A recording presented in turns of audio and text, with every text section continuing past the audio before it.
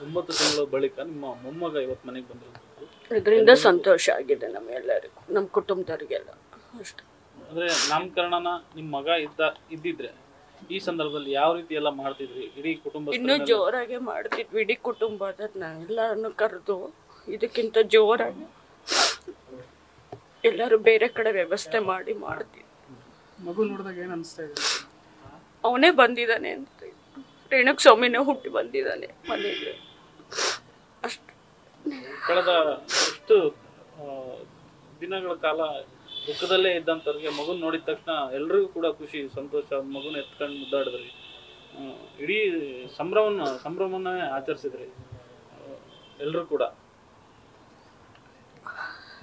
ಹೌದು, ಸಂತೋಷ ಆಯಿತು, ಆದ್ರೂ ಒಳಗೆ ದುಃಖ ಐತೆ.